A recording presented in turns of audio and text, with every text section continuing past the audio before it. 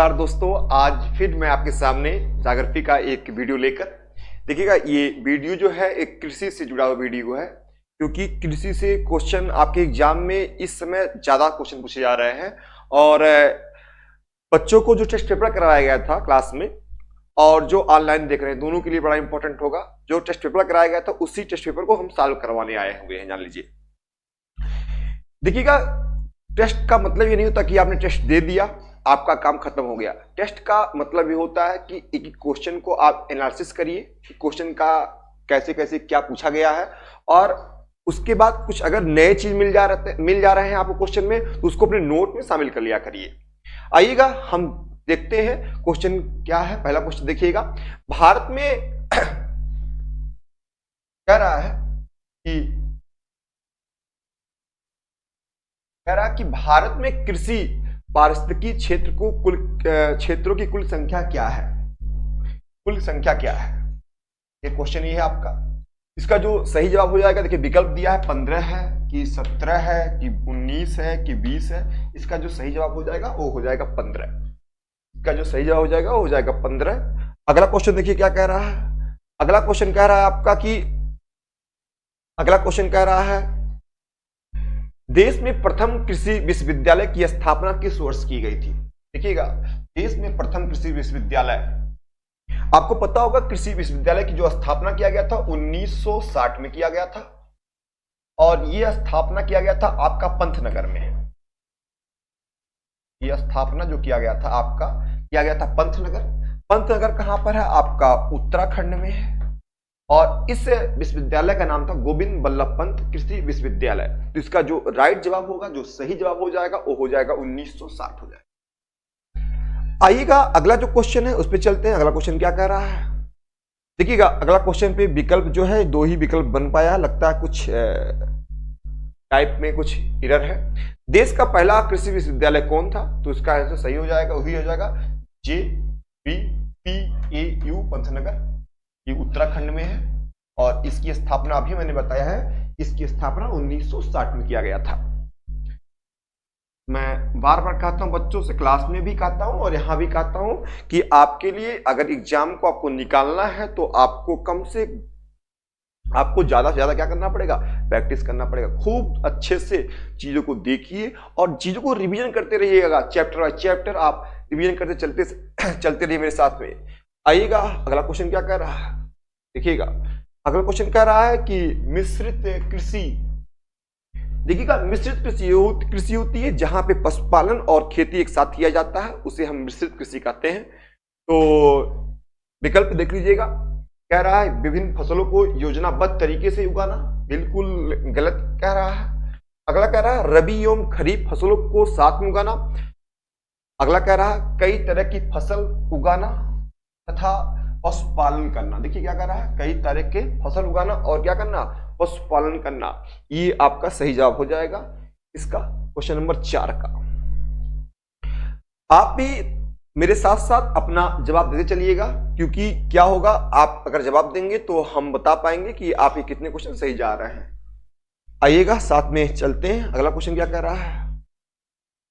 अगला क्वेश्चन कह रहा है समांतर फसल का उदाहरण है। समांतर फसल वो फसल होती है जो एक साथ बोई जाती है, जैसे गेहूं सरसों, जैसे चना मटर, जैसे धान और मक्का, ये सब समांतर फसल में आती है। तो इसका जो सही जवाब हो जाएगा, देखिएगा, समांतर फसल की अगर हम बात कर लें तो आलू और धान जो है, ये धान होगा, थान नहीं होगा, एरर है थोड़ा सा, ये आपका धान होगा। आलू और धान एक साथ नहीं बोला जाता, क्योंकि आलू जो है वो आपका रबी फसल है और धान जो है खरीफ का है। कपास और गेहूं, कपास जो है आपके बता दूं, कपास जो है एक खरीफ की फसल है,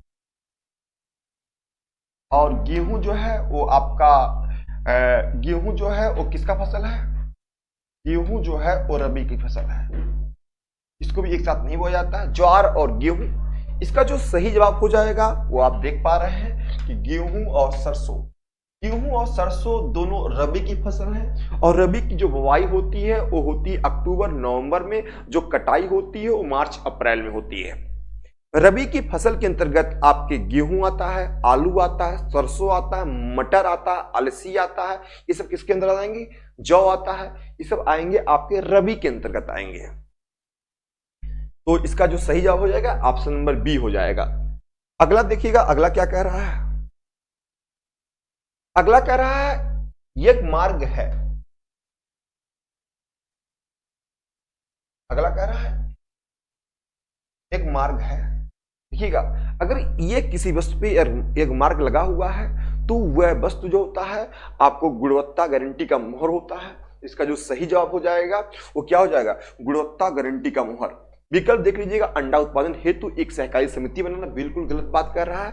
कृषकों की सहकारी समितियां, अंडे की एक विनियमित मंडी, और अंतिम जो आंसर है गुणवत्ता गारंटी की मोहर, बिल्कुल सही बात है, ये इसका आंसर। अगर हम बात कर लेते हैं आगे, तो आगे की तरफ देखिए क्या कर रहा है, कैसे क्या हो रहा है।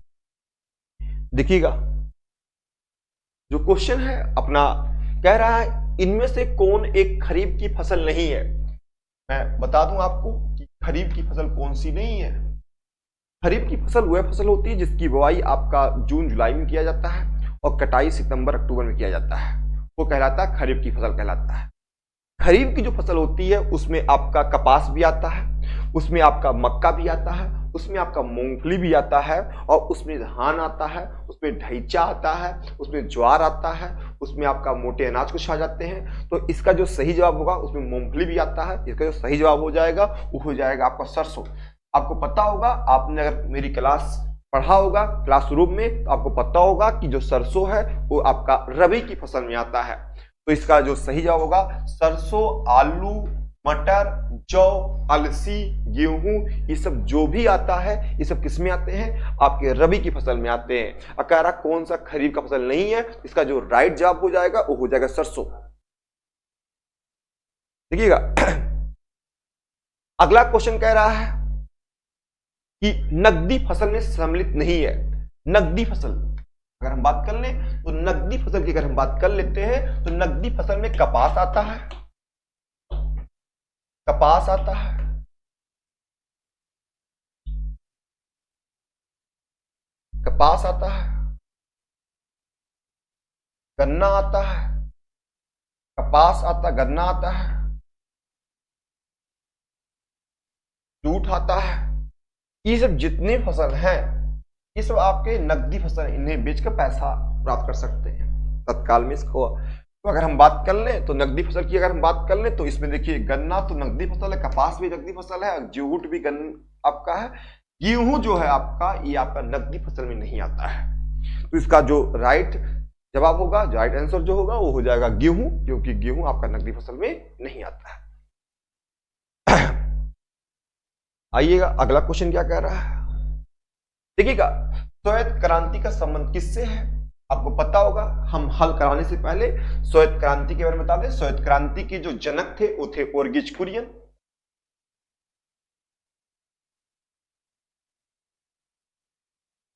ओरगिज कुरियन और श्वेत क्रांति की जो शुरुआत किया गया था लमसम 1970 के इर्द गिर्द।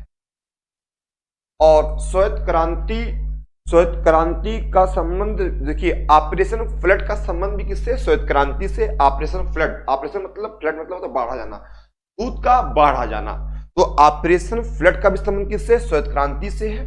और श्वेत क्रांति को स्टार्टिंग प्रथम चरण में, श्वेत क्रांति को 3 चरण में लागू किया गया था। श्वेत क्रांति को प्रथम चरण में 4 महानगरों में, नंबर 1 आपका दिल्ली, नंबर 2 चेन्नई, नंबर 3 बंबई और नंबर 4 कोलकाता। 4 महानगर की अगर हम बात कर लें तो दिल्ली, दिल्ली से बंबई, बंबई से कोलकाता, चेन्नई, चेन्नई से आपका चेन्नई से कोलकाता, ये 4 महानगर हैं। और इसी बार पेट के एग्जाम में एक क्वेश्चन पूछा गया है आपका। तो अगला जो इसका संबंध हो जाएगा आपका दुग्ध उत्पादन से हो जाएगा। अगला क्वेश्चन जो है उस पर चलते हैं। क्वेश्चन क्या कह रहा है? कह रहा भारत में श्वेत क्रांति के जनक माने जाते हैं। अभी मैंने बताया है श्वेत क्रांति के जनक श्वेत क्रांति के जनक कौन माना जाता है? श्वेत क्रांति के जनक जो माने जाते हैं वो माने जाते हैं डॉक्टर ओरगिज कुरियन, सही जवाब हो जाएगा। और आपको पता होगा श्वेत क्रांति का संबंध किससे? दूध उत्पादन से है, और दूध के उत्पादन में भारत जो है वो प्रथम स्थान पे है। इंडिया जो है आपका, इंडिया का जो रैंक है, इंडिया का जो रैंक फर्स्ट रैंक है दूध के उत्पादन में, इंडिया फर्स्ट रैंक पर है। और बता दें आपको कि जो राजस्थान है आपका, जो राजस्थान है ये भी आप राज्यों में प्रथम स्थान पर है।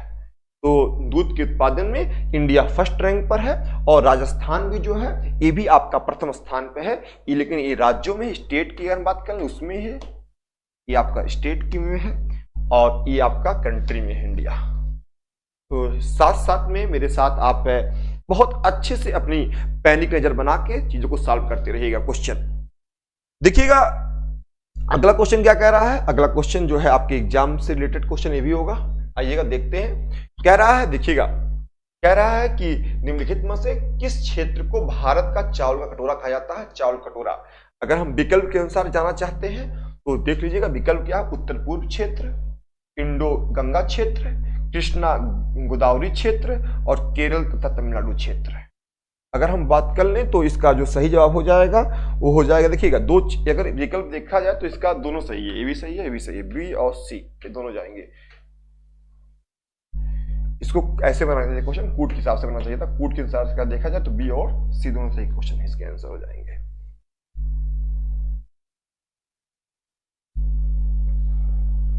देखिएगा, कह रहा है क्वेश्चन क्या कह रहा है? भारतीय सब्जी शोध संस्थान स्थित है। अगर हम बात कर लें शोध संस्थान की, अगर हम बात कर लें, देखिएगा भारतीय सब्जी की अगर हम बात करें तो ये है वाराणसी में। इसका आंसर क्या हो जाएगा? बनारस हो जाएगा, वाराणसी हो जाएगा। ये कृषि से जुड़े कुछ अनुसंधान और भी हैं, जैसे आपको हम बता दें, चावल अनुसंधान केंद्र कहां पर है? तो कटक में हो जाएगा। चारा अनुसंधान केंद्र कहां पर? तो झांसी में हो जाएगा। नारियल अनुसंधान केंद्र कहां पर? तो कासगोड़ा में हो जाएगा, कासरगोड़ में हो जाएगा, सॉरी कासरगोड़ हो जाएगा, केरल में हो जाएगा। और उसके बाद अगर हम बात करें आलू अनुसंधान केंद्र, शिमला में हो जाएगा। डेयरी अनुसंधान केंद्र तो करनाल में हो जाएगा। तंबाकू अनुसंधान केंद्र की अगर हम बात कर लें तो राजमुंदरी, राजमुंदरी का मतलब कि आपका तंबाकू अनुसंधान केंद्र कहां पर है? राजमुंदरी, आंध्र प्रदेश में। तो इसका क्वेश्चन का जो सही जवाब हो जाएगा वो हो जाएगा बनारसी। बनारस मतलब कि वाराणसी हो जाएगा इसका सही जवाब, बनारस। आइएगा अगला क्वेश्चन क्या कह रहा है? अगला क्वेश्चन कह रहा है कि भारत में सबसे अधिक दाल का उत्पादन करने वाला राज्य करता है। भारत में सबसे अधिक दाल का उत्पादन कौन सा राज्य करता है? देखिए, अगर हम कुल दाल की बात कर लें, टोटल दाल की बात कर लें, कुल दाल की बात, तो कुल दाल में एमपी जो है वो प्रथम स्थान पर है, मध्य प्रदेश जो प्रथम स्थान पर है। लेकिन अगर हम तूर की बात कर लें, तूर का मतलब अरहर की अगर हम बात कर लें, तो अरहर के मामले में आपका अरहर के मामले में, तूर के मामले में आपका महाराष्ट्र प्रथम स्थान पे है। चना की अगर बात करें तो एमपी प्रथम स्थान पर है। तो इसका जो सही जवाब हो जाएगा बिहार, राजस्थान, मध्य प्रदेश और महाराष्ट्र। तो इसका जो सही जवाब हो जाएगा वो हो जाएगा आपका मध्य प्रदेश। अगला जो क्वेश्चन है उस पर हम चलते हैं। क्वेश्चन क्या कह रहा है? क्वेश्चन की क्या कह रहा? भारत में प्राकृतिक, सॉरी, कह रहा है भारत में प्राकृतिक रबड़ का सबसे अधिक उत्पादन किस राज्य में होता है? प्राकृतिक रबड़ का उत्पादन जो है किस राज्य में होता है सबसे अधिक? अगर हम इसकी बात कर लें तो इसका देखिए केरल है, कर्नाटक है, तमिलनाडु है और आंध्र प्रदेश है। अगर बात हो रही है रबड़ की, देखिएगा मेरे साथ साथ एक काम करते रहिएगा। देखिएगा एक बुक है, ये जो बुक है, इस बुक को आप लोग भी देख लीजिएगा। ये जो बुक है, इस बुक में आप जब पढ़ेंगे तो ये देखिए बुक के में दिया 22-23 के डाटा है, करंट के डाटे से। इस बुक को अगर आप पढ़ेंगे तो यहाँ बताएगा कि रबड़ के उत्पादन में कौन सा, अगर आप देख पा रहे होंगे तो अगर हम बता दें तो ये देखिएगा रबड़ के उत्पादन में केरल है, लेकिन यहां पे दिया भी होगा आपको कि रबड़ के उत्पादन में कौन सा, रबड़ के उत्पादन में अगर हम बात कर लें, हाँ रबड़ के उत्पादन में दिया भी है कि भैया रबड़ के उत्पादन में आपका जो पहला स्थान है किसका, केरल का है, केरल का रबड़ के उत्पादन में है। तो आप इस बुक को यूज कर सकते हैं, घटना चक्र की बुक है, आप नए डाटा को जोड़ने के लिए। अगला जो आप देख पा रहे होंगे, कह रहा है कि भारत में सर्वोच्च चाय कहां पैदा होती है। अगर हम बात कर ले तो आपने बचपन से सुना होगा दार्जिलिंग की चाय बड़ी फेमस चाय है, दार्जिलिंग की चाय। दार्जिलिंग कहां पर है, दार्जिलिंग आपका पश्चिम बंगाल में है। कहां पर है, पश्चिम बंगाल में है। अगला जो क्वेश्चन है, आइएगा क्वेश्चन क्या कह रहा है। क्वेश्चन ये कह रहा है कि, क्वेश्चन को पढ़िए अच्छे से, भारत में निम्नलिखित में से कौन सा राज्य देश का 70% से अधिक कॉफी अकेले पैदा करता है। ऐसा कौन सा स्टेट है भारत का जो 70% से अधिक कॉफी को उत्पादन करता है। कॉफी आपको पता होगा, विकल्प पे जाएंगे तो लग जाएगा देख के ही, तमिलनाडु, केरल, महाराष्ट्र, कर्नाटक। पता होगा कर्नाटक, कर्नाटक जो है इस मामले में सबसे अव्वल दर्जे पर है। कर्नाटक की अगर हम बात कर लेते हैं तो कर्नाटक जो है दोस्तों कॉफी के उत्पादन में टॉप स्थान पे रखता है, टॉप स्थान पर है कॉफी के उत्पादन में। तो इसका जो सही जवाब हो जाएगा वो हो जाएगा आपका कर्नाटक। अगला क्वेश्चन पे चलते हैं। क्वेश्चन क्या कह रहा है, ये बहुत तेजी से क्वेश्चन कराया जाएगा क्योंकि प्रैक्टिस सेशन आपका है। आइएगा क्वेश्चन क्या कह रहा है, कह रहा है विश्व में, देखिएगा सुनिएगा, विश्व में हरित क्रांति की जनक है। विकल्प दिया है Norman E Borlaug, M L Swaminathan, G S Khush, BP Pal. तो आपको पता होगा हरित क्रांति की जनक जो है वो आपके विश्व स्तर पे कौन से थे, नॉर्मन बोरलॉग, और भारत में जो है वो आपका यमेश,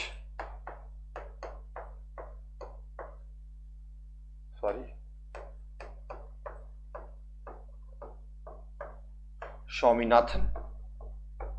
भारत में कौन है, यमेश स्वामीनाथन है। तो इसका जो सही जवाब हो जाएगा 1900, बी हो जाएगा, अरे गलत, इसका सही जवाब हो जाएगा ए, आपका नॉर्मन ई बोरलॉग हो जाएगा।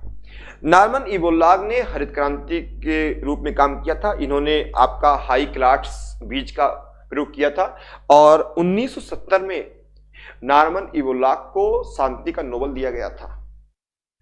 हरित क्रांति का संबंध किससे, खाद्यान्न उत्पादन से है। किससे है, खाद्यान्न उत्पादन से है।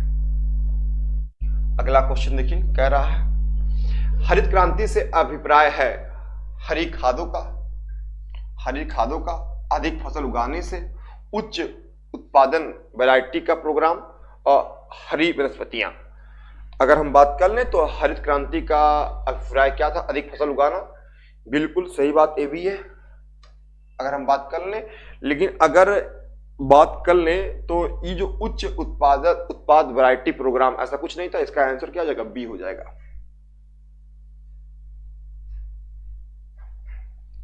अगला क्वेश्चन कह रहा है गुलाबी क्रांति का संबंध है। अगर हम बात कर लें गुलाबी क्रांति का संबंध, तो गुलाबी क्रांति का जो संबंध होगा ये देख पाएंगे कि कपास से है, कि लहसुन से है, कि अंगूर से है, कि प्याज से है। अगर हम बात करें गुलाबी क्रांति का संबंध झींगा और प्याज से होता है, तो विकल्प में तो झींगा दिया नहीं है, तो इसका आंसर क्या हो जाएगा, प्याज होगा। झींगा मछली होती है, झींगा मछली होती है, इसका संबंध किससे हो जाएगा, आपका प्याज से हो जाएगा। रेशा क्रांति का संबंध कपास से है। रेशा क्रांति का संबंध किससे, कपास से है। आइएगा देख पा रहे होंगे कि कह रहा है निम्नलिखित में से कौन सा सम्मिलित नहीं है, कौन सा सम्मिलित नहीं है। सुनहरी क्रांति उद्यान से, श्वेत क्रांति दूध से, हरित क्रांति कृषि से, नीली क्रांति मछली से। मछली में क्या, कुटकुट पालन, बिल्कुल गलत हो जाएगा। इसका आंसर हो जाएगा नीली क्रांति का संबंध किससे है, मत्स्य क्षेत्र से, मछली से। तो इसका जो सही जवाब हो जाएगा वो 20 का 3 हो जाएगा। क्योंकि आप देख पा रहे हैं नीली क्रांति का संबंध किससे, मछली से है, ना कि आपका कुक्कुट पालन से है। और हरित क्रांति कृषि से, श्वेत क्रांति दूध से, बिल्कुल सही है। तो इसका जो सही जवाब हो जाएगा वो 20 का 3 हो जाएगा। आप वीडियो को देखते रहिए, सॉल्व करते रहिए और उसके साथ साथ मुस्कुराते भी रहिए, क्योंकि मुस्कुराना भी सही है। आइएगा, कह रहा है 3 महीने में रबी की फसल की बुआई होती है।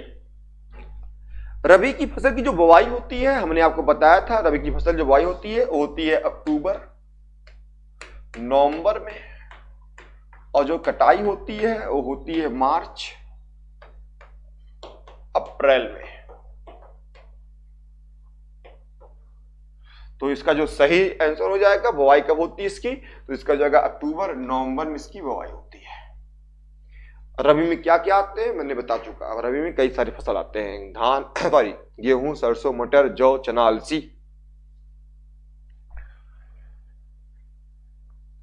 देखिएगा क्वेश्चन क्या कह रहा है। क्वेश्चन कह रहा है सबसे ज्यादा गेहूं कहां पैदा होता है। अगर हम बात करें तो सबसे ज्यादा गेहूं आपका उत्तर प्रदेश में पैदा होता है। कहां पैदा होता है, सबसे ज्यादा गेहूं आपका कहां होता है, उत्तर प्रदेश में पैदा होता है। दूसरे पे आपका एमपी है, ये डाटा जो करंट का डाटा है, और तीसरे का जो है आपका पंजाब है।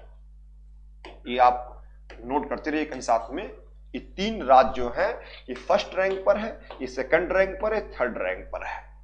तो अगर हम बात कर ले सबसे ज्यादा गेहूं कहां पैदा होता है, तो आपके सामने विकल्प है, ये जो डाटा दिया गया है इस डाटा के अनुसार पहले पे कौन सा हो जाएगा, पहले पे आपका ये हो जाएगा, दूसरे पे ये हो जाएगा, तीसरे पे ये हो जाएगा। लेकिन क्वेश्चन का जो सही जवाब होगा वो क्या हो जाएगा, आपका ए हो जाएगा। इस सब जो मैं बोलता हूं इसको आप नोट करते चलिएगा कॉपी में।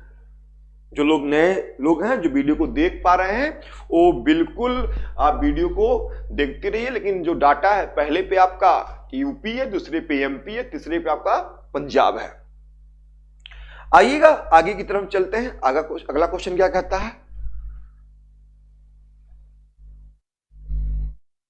देखिएगा अगला क्वेश्चन सामने आपका है। अभी क्वेश्चन में करा चुका था, देख लीजिएगा। इनमें से कौन सा खरीफ की फसल नहीं है। कपास जो है खरीफ का है, मूंगफली जो है खरीफ का है, मक्का जो है खरीफ का है, लेकिन जो आपका सरसों है ये आपका खरीफ का नहीं है। इसका जो जवाब हो जाएगा वो क्या हो जाएगा, आपका सरसों हो जाएगा।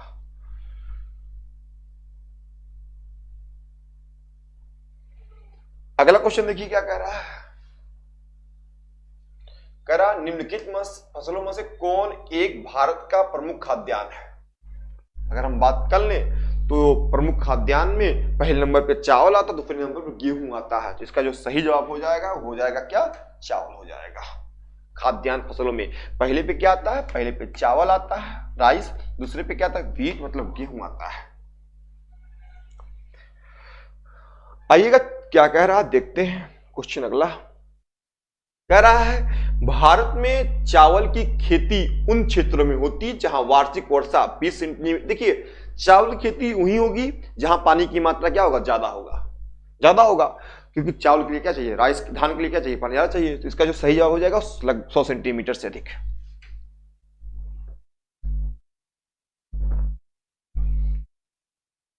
कह रहा है निम्नलिखित भारत के निम्नलिखित में से कौन सा राज्य चावल का सबसे बड़ा उत्पादक है। अगर हम बात कर लें चावल के उत्पादन की बात अगर हम कर लें तो पहले स्थान पे आपका पश्चिम बंगाल है,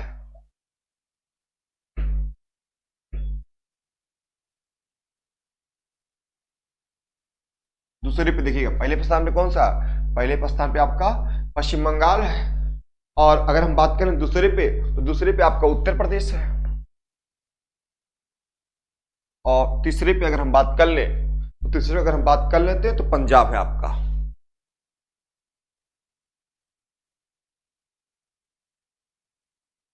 तो इसका जो सही जवाब हो जाएगा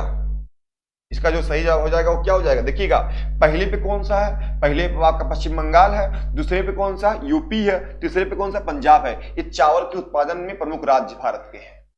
तो अगर हम बात कर लें तो इसका जो सही जवाब हो जाएगा क्या हो जाएगा आपका पश्चिम बंगाल हो जाएगा। क्या हो जाएगा पश्चिम बंगाल हो जाएगा। देखिएगा भारत कह रहा है भारत का सबसे बड़ा कपास उत्पादक राज्य कौन सा है। आप ये क्वेश्चन देख लीजिएगा। कपास के उत्पादन में अगर हम बात कर लें तो जब मैं बता दूं आपको कपास के उत्पादन में जो सबसे देखिएगा कपास के उत्पादन में जो महाराष्ट्र है देखिए 2023 के डाटा के अनुसार बता रहा हूं कपास के उत्पादन में पहले स्थान पे महाराष्ट्र है, दूसरे पे गुजरात है, दूसरे पे क्या है आपका गुजरात है और तीसरे पे जो है वो आपका तेलंगाना है। ये जो वीडियो मेरा है ना ये वीडियो आपका आरओ के लिए बड़ा इंपॉर्टेंट वीडियो है दोस्तों। तो इसका जो सही जवाब हो जाएगा तो कपास के उत्पादन में पहला कौन सा हो जाएगा आपका महाराष्ट्र हो जाएगा, दूसरा कौन सा हो जाएगा दूसरा आपका गुजरात, तीसरा कौन सा हो जाएगा तेलंगाना। तो इसका जो सही जवाब हो जाएगा विकल्प के अनुसार वो क्या हो जाएगा महाराष्ट्र हो जाएगा। आइएगा अगला क्वेश्चन क्या कह रहा है। अगला क्वेश्चन कह रहा है कि भारत के निम्न राज्यों में से किसे चीनी का कटोरा बाउल ऑफ शुगर कहा जाता है।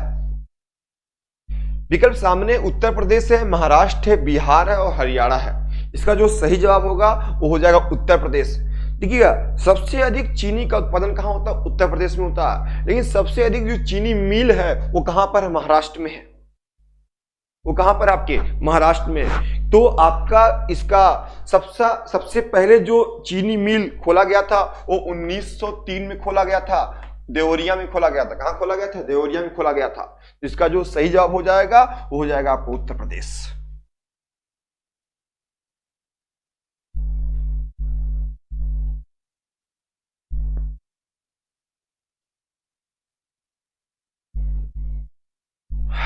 आइएगा देखिएगा क्वेश्चन को सॉल्व करते चलिए।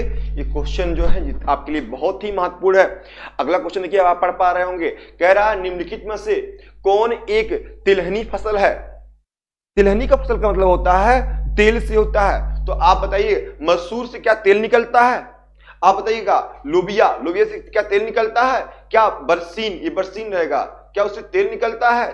क्या सूर्यमुखी से तेल निकलता है। बिल्कुल सही सूर्यमुखी जो है एक तिलहनी फसल है। सूर्यमुखी हो गया, सरसों हो गया, ये सब कैसे हैं नारियल हो गए, ये सब तेल से निकल जाते हैं। देखिएगा इसका सही जवाब क्या हो जाएगा सूर्यमुखी हो जाएगा। आइएगा अगला क्वेश्चन की तरफ चलते हैं। पीली क्रांति का संबंध किससे है बचपन से। पीली क्रांति का संबंध तिलहन उत्पादन से, हरित क्रांति का संबंध खाद्यान्न उत्पादन से, और उसके बाद काली क्रांति का संबंध किससे है पेट्रोल उत्पादन से। उसके बाद अमृत क्रांति का संबंध किससे है नदी जोड़ो परियोजना से। तो इसका जो हो जाएगा आंसर तो पीली क्रांति का संबंध किससे है। पीली क्रांति का जो संबंध है वो तिलहन उत्पादन से। किससे है दोस्तों तिलहन उत्पादन से है। मछली का संबंध किससे है किस क्रांति से। मछली का संबंध मत्स्य क्रांति का संबंध किससे है किससे है मछली का संबंध किस क्रांति से किस कल्चर से। मछली का संबंध पीसी कल्चर केपी कल्चर। इसका संबंध किससे है पीसी कल्चर से है। पीसी कल्चर मछली। आइएगा क्वेश्चन कह रहा है भारत में सोयाबीन का अग्रणी उत्पादन कौन सा राज्य है। सबसे अधिक सोयाबीन कहां होता है। तो अगर हम बात कर लें सबसे अधिक जो सोयाबीन होता है अगर हम बात करें तो सोयाबीन सबसे अधिक होता है महाराष्ट्र में।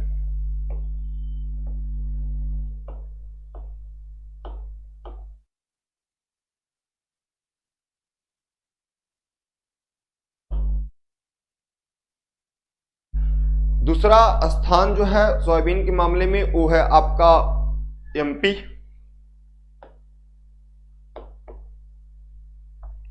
और तीसरा जो स्थान है सोयाबीन के मामले में अगर हम बात कर लें तो है राजस्थान।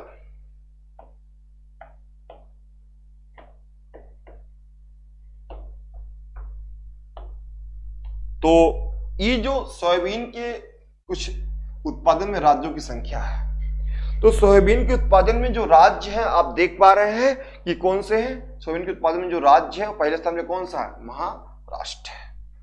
इसको नोट कर लीजिएगा आप, बिल्कुल एग्जाम में आ सकता है कि कौन सा राज्य प्रथम पे, कौन सा सेकंड पर है और कौन सा थर्ड स्थान पर है। किस मामले में, सोयाबीन के मामले में।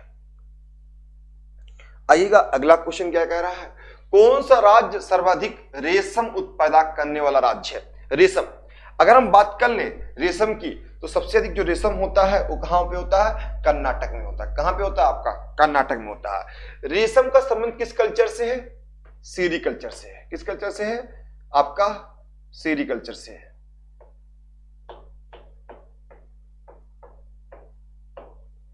रेशम किससे प्राप्त होता है, किससे प्राप्त होता है रेशम, रेशम जो प्राप्त होता है आपका, रेशम जिससे प्राप्त होता है वो रेशम के कीड़े पाले जाते हैं।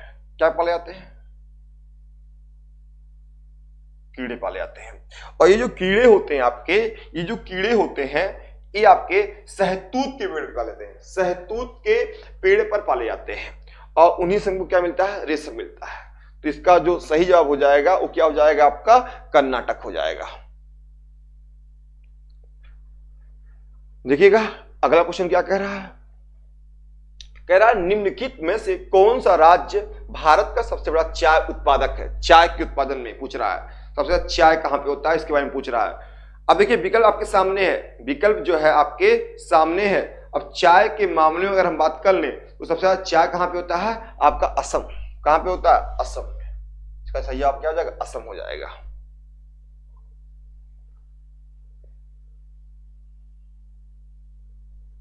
आइएगा क्वेश्चन कह रहा है, ये क्वेश्चन अभी हो चुका था, इसका आंसर केरल होगा। कह रहा भारत में तंबाकू का, भारत में अगर तंबाकू का उत्पादन करने वाला राज्य कौन सा है। तंबाकू की अगर बात कर रहे हैं कि तंबाकू सबसे ज्यादा कहां पे होता है, ये क्वेश्चन भी आपके एग्जाम में पूछा जा सकता है कि तंबाकू के मामले में कौन सा राज्य जो है वो प्रथम स्थान पर है। विकल्प सामने आपके, विकल्प सामने है। अगर हम बात कर लें तंबाकू के मामले में जो है वो आपका आंध्र प्रदेश हो जाएगा प्रथम स्थान पर। अगला क्वेश्चन देखिए क्या कह रहा है, कह रहा नारियल, भारत में नारियल का सबसे बड़ा उत्पादक राज्य कौन सा है। नारियल की बात मैं कर रहा हूं कि नारियल के उत्पादन में प्रथम राज्य किसका है, किसके मामले में, नारियल के मामले में प्रथम राज्य किसका है। अगर बात करें तो नारियल के मामले में देखिएगा, नारियल के मामले में फर्स्ट, सेकंड और थर्ड, ये तीन राज्य की अगर बात कर लें तो पहले पे जो नारियल के मामले में है वो है आपका केरल, दूसरा जो है वो है आपका तमिलनाडु,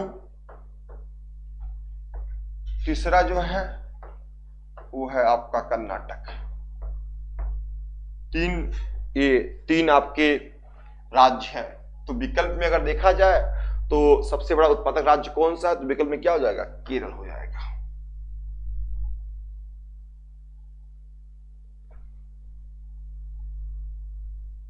कह रहा है मसालों का बगान कहां जाने वाला राज्य है। मसालों का बगान कहां जाने वाली, मसालों का बगान कहां जाने वाला राज्य है।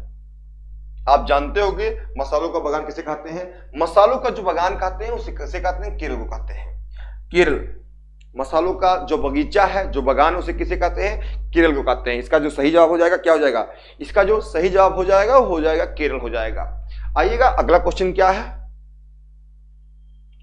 देखिएगा लौंग प्राप्त है, लौंग किससे प्राप्त होता है, जड़ से, तना से, फल से, पुष्प कली से। इसका जो सही जवाब हो जाएगा वो क्या हो जाएगा, लौंग प्राप्त होता है पुष्प कली से। लौंग के उत्पादन में दुनिया का एक देश है, दुनिया का एक द्वीप है जंजीबार। जब आप कभी अफ्रीका महाद्वीप पढ़े होंगे या पढ़ेंगे तो आपको मिलेगा जंजीबार और पेम्पा। जंजी और पेम्पा दो ऐसे द्वीप हैं तंजानिया के बगल में है जहां सबसे ज्यादा लौंग पाया जाता है। लौंग एक पुष्पकली है। कह रहा है भारत में एक मात्र राज्य जो केसर का उत्पादन करता है। अगर हम बात करें केसर की तो इसका जो सही जवाब हो जाएगा जम्मू कश्मीर। राष्ट्रीय केला अनुसंधान केंद्र स्थित है? त्रिची में है। त्रिची में कहां पर है? त्रिची में है। लेकिन अभी जब टेस्ट मैंने लिया था क्लास में तो इसको लोगों ने भूसावल मारा था। नहीं, त्रिची में केला अनुसंधान केंद्र। कह रहा है भारत में सर्वाधिक पटसन उत्पादक राज्य है। सबसे अधिक पटसन कहां पे होता पूछ रहा है। तो अगर हम बात कर लें किसकी, पटसन की बात कर लेते हैं अगर, तो सबसे अधिक जो पटसन होता है वो कहां पे होता है? आंध्र प्रदेश, पश्चिम बंगाल, गुजरात और बिहार। तो सबसे ज्यादा जो पटसन होता है तो आपका कहां पे होता है? इसका जो सही जवाब हो जाएगा वो हो जाएगा आपका पश्चिम बंगाल में होता है। सब्जी के उत्पादन में भारत का स्थान कौन सा है? क्वेश्चन पूछ रहा है सब्जी के उत्पादन में अगर हम बात कर ले तो कौन सा स्थान भारत का है। देखिएगा ये क्वेश्चन जो है आप देख पा रहे होंगे कि सब्जी के उत्पादन में भारत का कौन सा स्थान है। ये सब्जी के उत्पादन में भारत का जो स्थान है दूसरा है। कौन सा स्थान है? सब्जी के उत्पादन में जो भारत का स्थान कौन सा? दूसरा स्थान है। इसका जो सही जवाब हो जाएगा दूसरा।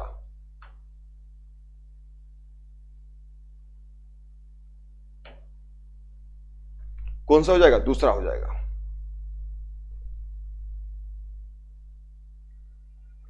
कह रहा बोल्लाक पुरस्कार निम्नलिखित में से किस वैज्ञानिक क्षेत्र में दिया जाता है? बोल्लाक, आपको पता होगा नॉर्मन बोल्लाक के नाम पर ये पुरस्कार का शुरुआत किया गया था। इसका संबंध क्या है? कृषि विज्ञान के क्षेत्र में। क्या है? कृषि विज्ञान के क्षेत्र में। कह रहा भारत के निम्नलिखित राज्यों में से किस देश का प्रथम पूर्ण रूप से जैविक राज्य घोषित किया गया था? ऐसा कौन सा राज्य है जो जैविक राज्य घोषित किया गया था प्रथम? आपको पता होगा एक होती जैविक कृषि जिसमें रासायनिक खादों का प्रयोग नहीं किया जाता है। ऐसा सिक्किम राज्य है भारत का, जहां पे सबसे पहले जैविक कृषि की शुरुआत किया गया था। तो इसका जो सही जवाब हो पाएगा वो क्या हो पाएगा दोस्तों? इसका सही जवाब हो जाएगा सिक्किम। अगला क्वेश्चन क्या कह रहा है? कह रहा है अगला क्वेश्चन देख पा रहे होंगे कि विश्व में दुग्ध उत्पादन के क्षेत्र में भारत का स्थान कौन सा है? अभी मैंने बताया था कि दूध के उत्पादन में भारत का जो प्रथम स्थान है और दूध के मामले में राजस्थान जो है वो प्रथम स्थान पर। राज्यों की अगर हम बात कर लेते हैं, अगला क्वेश्चन देख पाएंगे आप।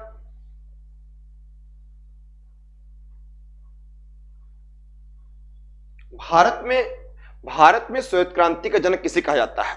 ये क्वेश्चन, इसका आंसर क्या होगा? डॉक्टर ओरगिज कुरियन को। डॉक्टर ओरगिज कुरियन को श्वेत क्रांति का जनक कहा जाता है। इसका सही जवाब क्या होगा? डॉक्टर ओरगिज कुरियन को।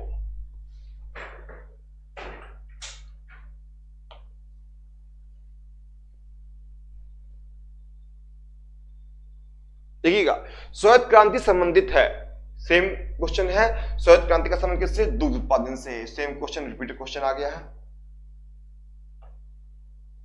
दुग्ध उत्पादन से। अगला कह रहा है, देखिए अगला क्वेश्चन आ गया, यहां शुरू हो जाता है। जल के ऊपरी सतह पे उगने वाली वनस्पतियां कहलाती हैं। मैंने आपको क्लास में पढ़ाया था फाइटा संबंधित फाइट। अब देखिएगा जो टोपोफाइट है, देखिए विकल्प नंबर 1 जो कह रहा है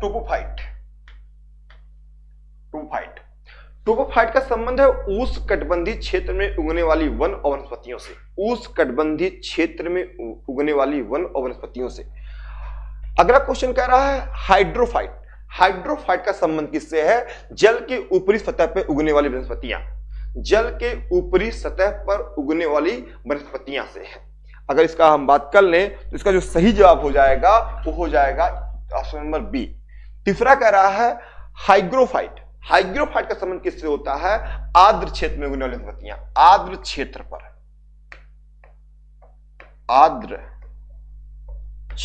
में उगने वाली वनस्पतियां। अगला है उसके बाद एक भी है मेसोफाइट का संबंध होता है शीतोष्ण टैगा क्षेत्र में उगने वाली वनस्पतियां। तो इसका जो सही जवाब हो जाएगा वो हो जाएगा आपका हाइड्रोफाइट। क्या हो जाएगा दोस्तों? हाइड्रोफाइट। अगला क्या कह रहा है देख पा रहे होंगे। अगला कह रहा अग्नि प्रतिरोध वनस्पतियां कहलाती हैं। अग्नि प्रतिरोध वनस्पतियां कहलाती हैं आपका पायरोफाइटा। क्या कहलाती हैं? पायरोफाइटा कहलाती है। ध्यान में रखिएगा, पायरोफाइटा कौन सा कहलाती है? पायरोफाइटा। ये आपका लिथोफाइटा होगा, यहाँ पे लिथोफाइटा होगा। लिथोफाइटा का संबंध किससे होता है? लिथोफाइटा का कठोर चट्टान पे उगने वाली वनस्पतियां, कठोर चट्टान पर, कठोर चट्टान पर उगने वाली वनस्पतियां। अगला आपका बात किया जा रहा है, किसके बात किया जा रहा है आपका? अभी बताया हूं मेसोफाइटा का संबंध किससे है? मेसोफाइटा का संबंध किससे है? टाइगा क्षेत्र में उगने वाली वनस्पतियां। अगला आपका है क्या है? क्रायोफाइटा। क्रायोफाइटा होता है लाइकेन में आता है। क्रायोफाइटा किसमें आता है? लाइकेन। तो इसका जो सही जवाब हो जाएगा अग्नि प्रतिरोध वनस्पतियां जो है वो है पायरोफाइट। पायरोफाइट, इसका क्या हो जाएगा आंसर? पायरोफाइट।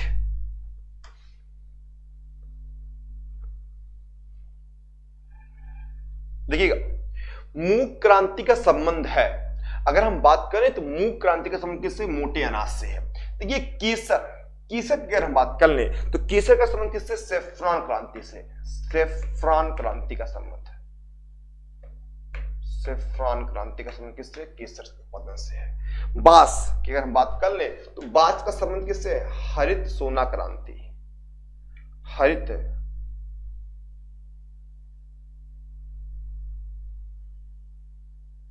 सोना क्रांति का संबंध बांस से है।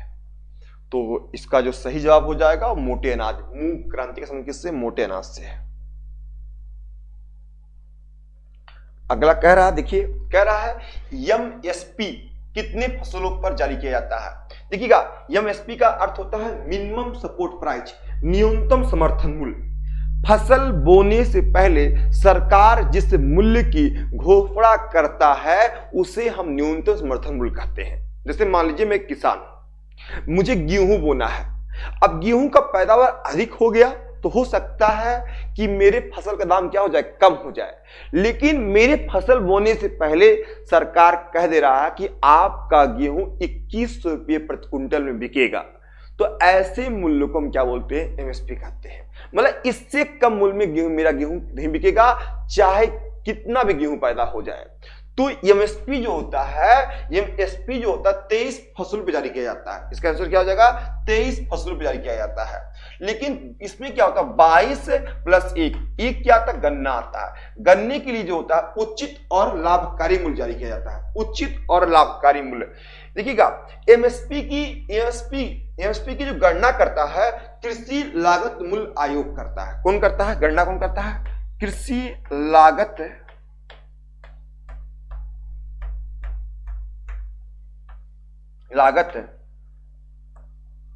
मूल्य आयोग करता है। लेकिन किसी की जो एमएसपी की जो घोषणा करता है वो आपका संसदीय मामले की कैबिनेट समिति करता है। संसदीय मामले की कैबिनेट समिति करता है। जैसे गणना तो कर लिया कृषि लागत मूल्य आयोग, लेकिन जो घोषणा करेगा, जो बताएगा कि एमएसपी कितना होना चाहिए, वो कौन करता है? वो करता है आपका संसदीय मामले की कैबिनेट समिति करता है। तो उसका जो राइट जवाब हो जाएगा वो हो जाएगा, लेकिन इसका जवाब बी हो जाएगा। ये सब क्वेश्चन बड़ी इंपॉर्टेंट है। अभी पेपर हुआ था पेट का दोस्तों, उसमें सब क्वेश्चन आए हुए थे। तो बिल्कुल आप मतलब कि जो मैं बताता हूं उसको आप अच्छे से तैयार किया करिए।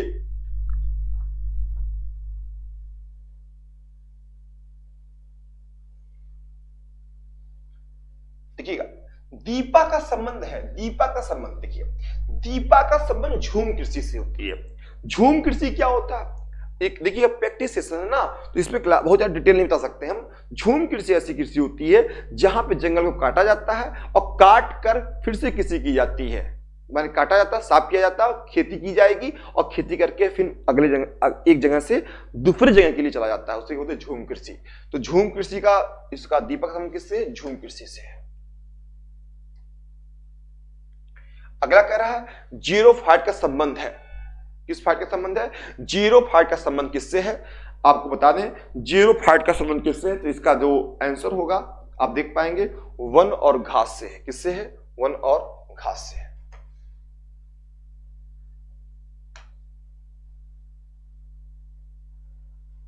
कठोर चट्टानों पर उगने वाली वनस्पतियां, कठोर चट्टानों पर उगने वाली जो वनस्पतियां होती है उसे क्या बोलते हैं? उसे हम बोलते हैं लिथोफाइट।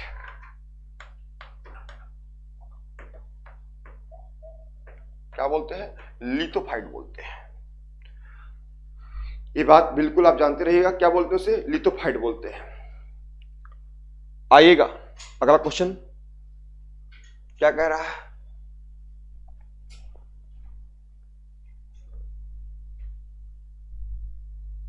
देखिएगा,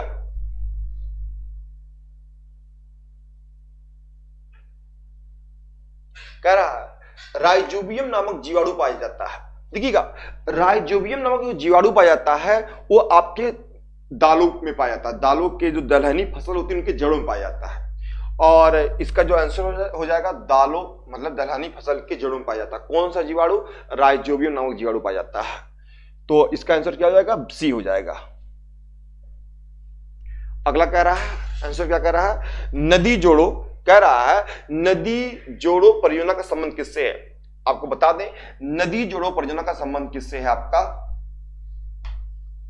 अमृत क्रांति से। किससे? अमृत क्रांति से है। अगला जो है आपका सेफ्रॉन क्रांति। सेफ्रॉन क्रांति का संबंध किससे? केसर से है। रेशा क्रांति का संबंध किससे? कपास से है। किससे है? कपास से है। काली क्रांति, देखिएगा काली क्रांति, इसका देखिए काली क्रांति का संबंध किससे है? कच्चा तेल से। कच्चा तेल से। और सेफ्रॉन क्रांति का संबंध किससे है? आपका किससे है? केसर से। किससे है? केसर से। रेशा क्रांति का संबंध किससे है? किससे भैया? कपास से।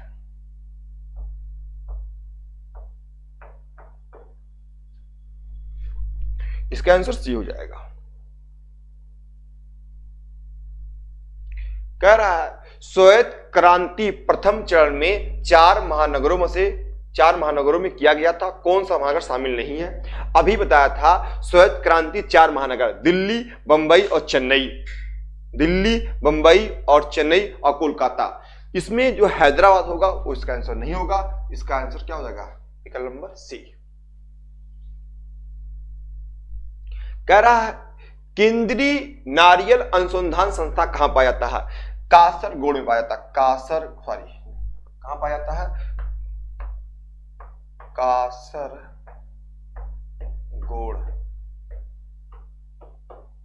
कहां पर कासरगोड है? केरल में। इसका आंसर क्या हो जाएगा? सी हो जाएगा। कह रहा है अगला क्वेश्चन, देखिए अगला क्वेश्चन क्या कह रहा है? केंद्रीय वनस्पति अनुसंधान संस्था कहां पाया जाता है? आपको बता दें लखनऊ पाया जाता है। कहां पाया जाता है? लखनऊ में पाया जाता है। देखिएगा, वन पूछेगा, वन अनुसंधान पूछेगा तो देहरादून हो जाएगा। सब्जी पूछेगा तो वाराणसी हो जाएगा। और पूछेगा कृषि अनुसंधान संस्था कहां पर है? दिल्ली में हो जाएगा। कहां पे हो जाएगा? दिल्ली में हो जाएगा। कृषि अनुसंधान संस्था दिल्ली में, सब्जी अनुसंधान संस्था वाराणसी में, वन अनुसंधान संस्था देहरादून में और केंद्रीय वनस्पति अनुसंधान संस्था लखनऊ में। आपका देखिएगा सबसे अधिक जो है चीनी मिल कहां पर है? पूछा है सबसे अधिक जो चीनी मिल कहां पर है। इसका आंसर बताना है कि सबसे अधिक चीनी मिल कहां पर है। देखिएगा, सबसे अधिक जो चीनी मिल है वो कहां पर है? वो है आपका महाराष्ट्र में। कहां पर? आपका महाराष्ट्र में। कहां पर है? आपका महाराष्ट्र में। देखिएगा अगला क्वेश्चन क्या कह रहा है? भारतीय दलहन अनुसंधान संस्था कहां पर है? दलहन अनुसंधान संस्था जो है वो है कानपुर में। कहां पर दोस्तों? कानपुर में है। कहां पर है? आपका कानपुर में है। दलहन कहां पर? आपका दलहन अनुसंधान कहां पर है? कानपुर में है। देखिएगा 60 क्वेश्चन हमने आज कर लिया है। बचे हुए क्वेश्चन को हम कल करेंगे। आज के लिए बस इतना। और आज का वीडियो जो होगा उसको आप देखिएगा और सही जवाब देने का प्रयास करिएगा। नमस्ते, धन्यवाद आज के लिए।